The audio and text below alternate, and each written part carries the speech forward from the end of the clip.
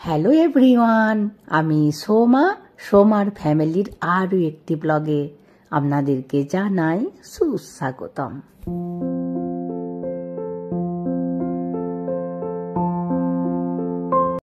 এখন সকাল 9টার মতো বাজে।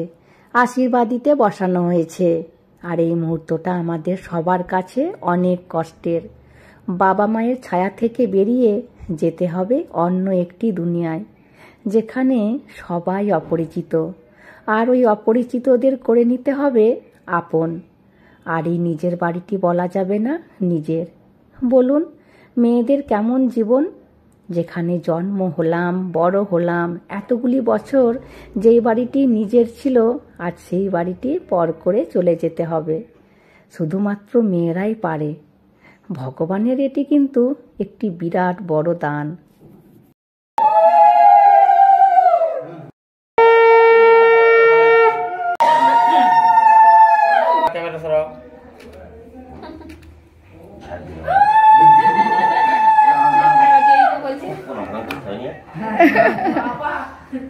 বড় আর কি আছে? এই গৌতম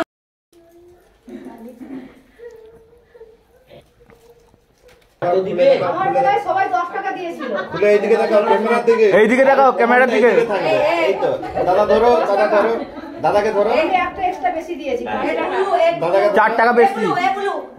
আমার যখন বিয়ে হয়েছিল সবাই তখন 10 টাকা করে দিয়েছিল। এখন দেখছি সবাই 100 টাকা করে দিচ্ছে। আমি সেই বদলাটা নিলাম। না, বদলা নয়, হাসানোর জন্য। অ্যাকচুয়ালি আমি সেই অচল পয়সাগুলি খুঁজছিলাম, পেলাম না, তাই 10 টাকা দিলাম। আবার দিদু আমার থেকে বেশি খচ্চর। 200 টাকার ডুপ্লিকেট নোট দিয়ে বলছে এটাও দিয়ে দে। এই সব কাণ্ড করলে কাউকে কান্না পাবে? যাই হোক, বোনকে তো ডুপ্লিকেট নোট দেওয়া যাবে না। বোনের জন্য তামিলনাড়ু থেকে একটি আংটি নিয়ে এসেছিলাম, কিন্তু ভিডিও করতে ভুলে গিয়েছি। এডিটিং করার সময় দেখছি ডিজাইনটা দেখা যাচ্ছে না। বোনকে ফটো তুলে পাঠাতে বলবো। আগামী ব্লগে আপনাদেরকে দেখাবো ডিজাইনটা কেমন হয়েছে। আর মেজো বোন দিয়েছে সোনার পোলা।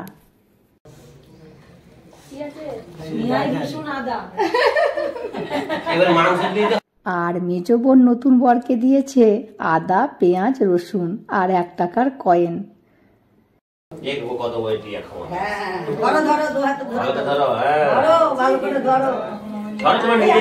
আমাদের এখানে কোলে বসানোর নিয়মটি করে থাকে।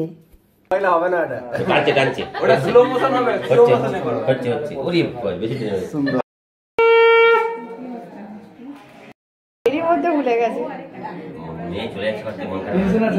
হ্যাঁ,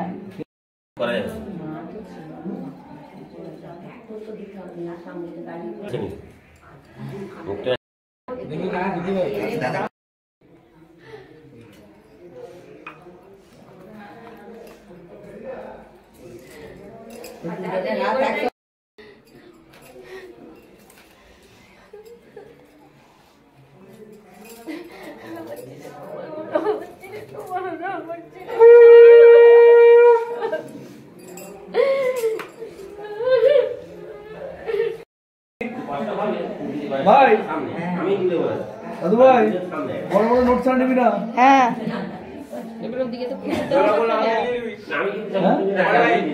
অনলাইন করি না, তুই ঝামেলা করে যাবি।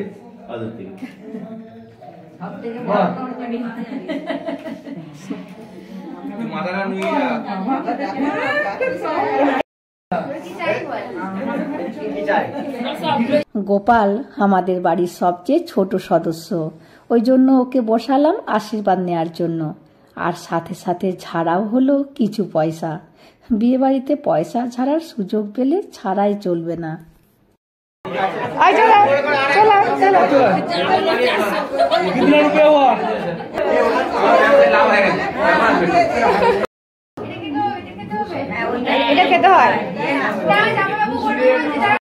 এতক্ষণ এসেছে আমাদের মেজো জামাই। আর এদিকে আমি আলতা পরাতে বসেছি। আমাদের গ্রামে বরকে আলতা পরানোর নিয়ম আছে। বরকে আলতা না পরিয়ে কেউ পাঠায় না।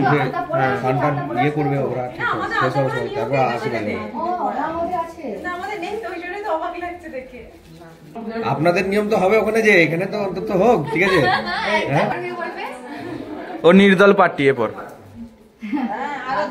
আর তুমি তো আর বলছি, তুমি তো আর আমাদের হয়ে বলবে না, আর ঠিক আছে? হ্যাঁ, সকাল থেকে কি কালকে রাত থেকে বলেনি, দুটা পড়ার পর থেকে আর বলেনি, ঠিক আছে? হ্যাঁ, পড়ালে হয়তো। অনেক তো হাসি মজা হলো, এবার বিদায়ের পালা। এই ক্ষণটিতে যত চেষ্টা করা হোক না কেন, চোখের জল কিন্তু আটকে রাখা যাবে না।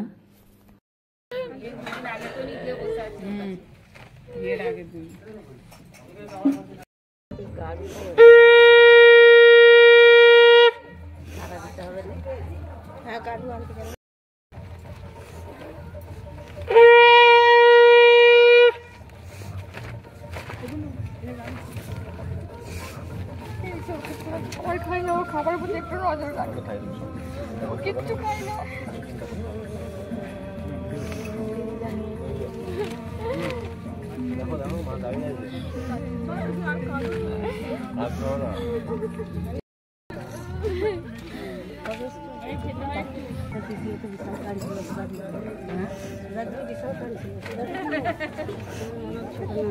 বালতি কিছু কোথায় কোথায়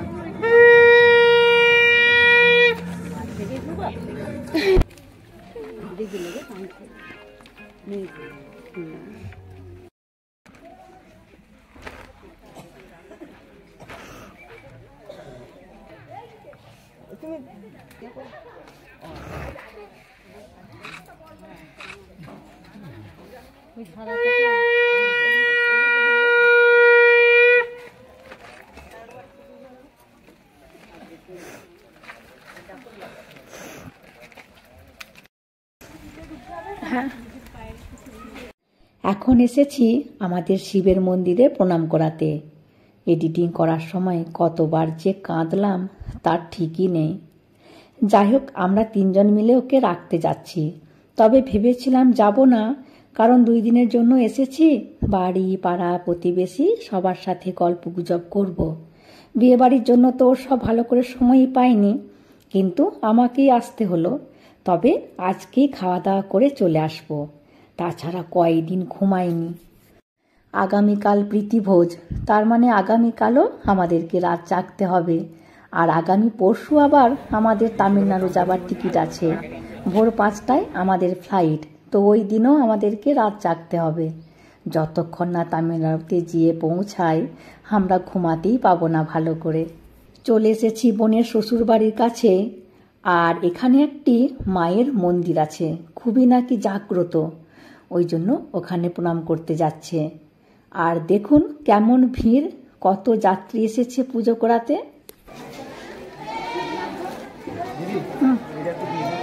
হ্যাঁ,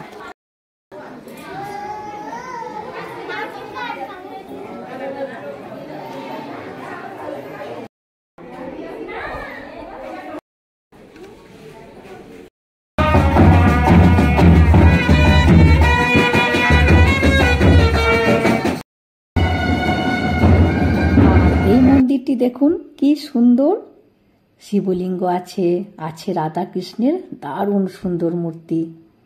দারুণ দেখতে লাগছে না মন্দিরটি?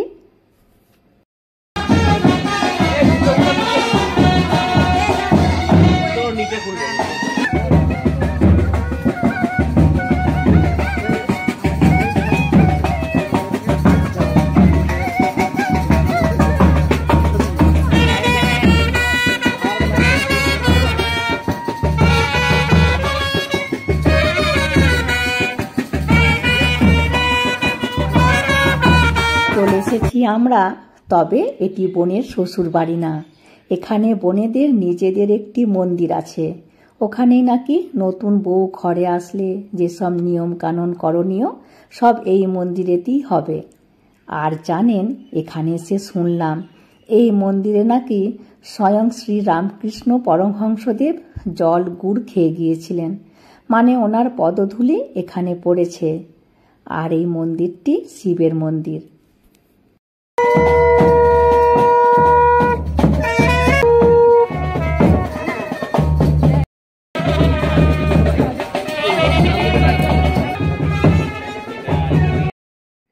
এখন হবে নোয়া পরানো। লাস্টে পড়বে তো, এখানে লাস্টে তো যাবে। রাখো থালাটাই রাখো, এখনই করে দেবো। দিয়ে আবার ঠিক আছে, পরে আবার চেপে দিই। না না না, এখন গলে যাবে, চেপে দিন, এখন তো অনেক গলে যাবে সব। ইয়ে শাড়ি খোঁচে লাগে। আর এই নিয়মটি হলো বর পায়ের তলায় করে ধান দেবে আর বোন ঝাড়ু দেবে। বোনের কিন্তু বেশ মজা লাগছিল, হেসে হেসে করছে।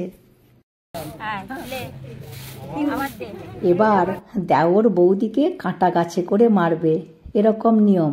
আর দেখুন ছোট্ট একটি কাঁটা গাছ জোগাড়ও করেছে, যাতে নিয়মও রক্ষা হয় আর নতুন বউ ব্যথাও না পায়।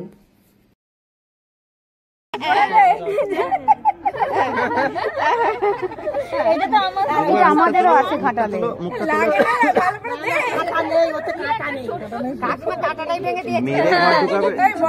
মেরে তারপরে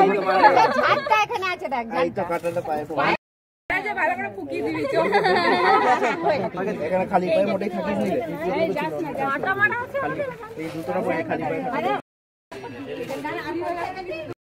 এদের গ্রামটা না ভারী সুন্দর, চারিদিকে ফাঁকা ফাঁকা জায়গা, পুকুর, মন্দির। আমার এই সব দেখে ভীষণ ভালো লাগছে।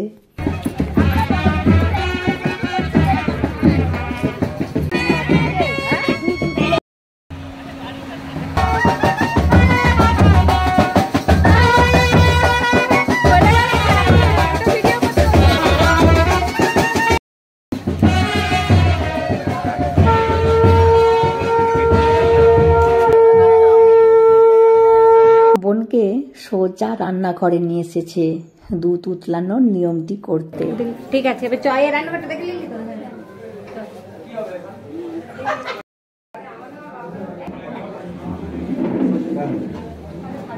আর এখন ঘরের লক্ষ্মী ভাতের মধ্যে ঘি ঢালার নিয়মটি করছে প্রদীপ জ্বালিয়ে।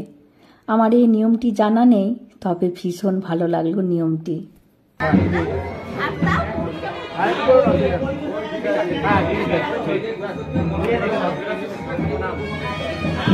জানেন, তামিলনাড়ু থেকে হাজবেন্ড আবার গিফট নিয়ে এসেছে।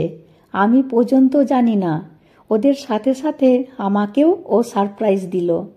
ওদের প্রি ওয়েডিংয়ের ফটোগুলো পাঠিয়েছিল, ওগুলোকেই ফটো ফ্রেম করে বানিয়ে নিয়ে এসেছে। আবার একটি কাপের মধ্যে ফটো রেডি করে নিয়ে এসেছে। হাজবেন্ড না সারপ্রাইজ দেবার মাস্টার।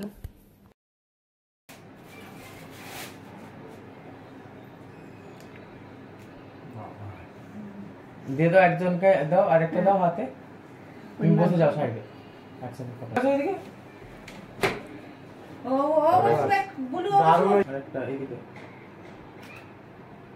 আর এখন হবে স্নান করানোর নিয়মটি। নিচে গর্ত কেটে তাতে জল ঢেলে শিল পেতেছে।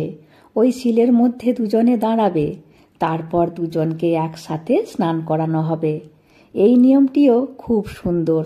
আমাদের গ্রামে বা শ্বশুর বাড়িতে এই নিয়মটি নেই, ভীষণ ভালো লাগলো।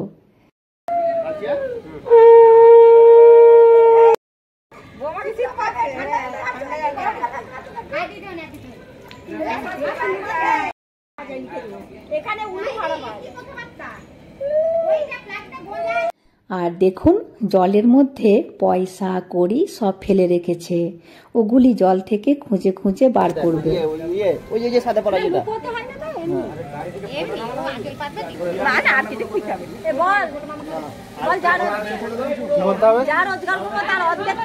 যা রোজগার করবো হাত খরচা, বাকি নিজের।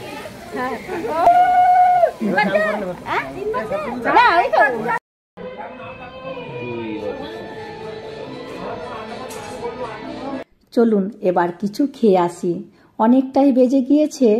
বললাম বোনের সাথে খাবো, কিন্তু এখনো নাকি অনেক নিয়ম কানুন বাকি আছে। আর আমরা বললাম কলা পাতায় খাবো। তো আমাদের সপ্তর্ষি মানে আমাদের ছোট জামাই ঠিক গাছ থেকে কলা পাতা কেটে ধুয়ে নিয়ে চলে এসেছে আমাদের জন্য। আমরা বেশ তৃপ্তি করে খেলাম। খাবার সময় আর ভিডিও করিনি, কে কি ভাববে বোনের নতুন শ্বশুর বাড়ি যাই হোক, দেখুন কি সুন্দর গ্রামটা, চারিদিকে পালুই পোয়াল গাছপালা। দেখুন বোনকে মাথায় ঢাকা দিয়ে একেবারে নতুন বউ লাগছে না? আমি ওকে বলছিলাম আমি বাড়ি গিয়ে এই লুকটা মাকে দেখাবো। আর ইনি বোনের ঠাকুমা। আর এদিকে আমাদেরকে দাঁড়াতে যাচ্ছে বোন।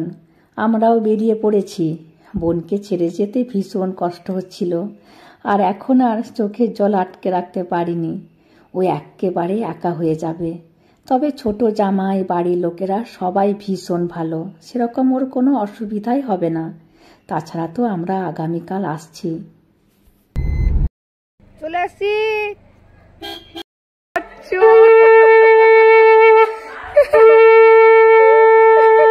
আমাদের এই দিদুটা এত দুষ্ট, শাঁখ নিয়ে রেডি ছিল, আমরা আসলে শাঁখ বাজাবে।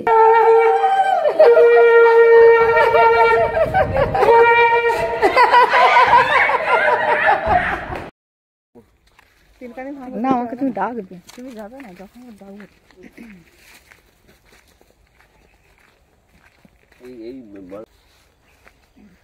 এটা মূলা গাছ নাকি?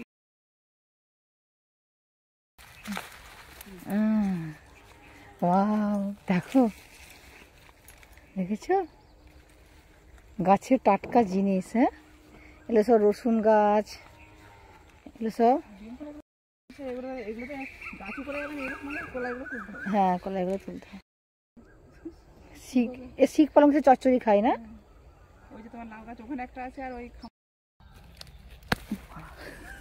ছোট হয়েছে। না না, ছোট নয়, তোলা যায় না। তোলা যায় না, প্রচুর শক্ত। ওরে বাপ।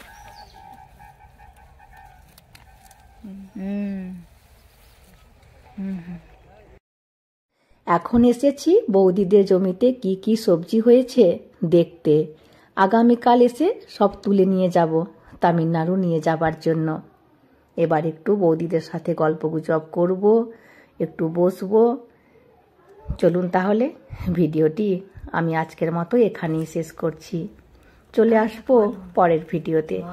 হাসি খুশি থাকবেন, সবাইকে হাসি খুশি রাখবেন। আর যদি ভিডিওটি ভালো লাগে please like, comment and share করে দেবেন। আর অতি অবশ্যই সাবস্ক্রাইব করে দেবেন। Thank you.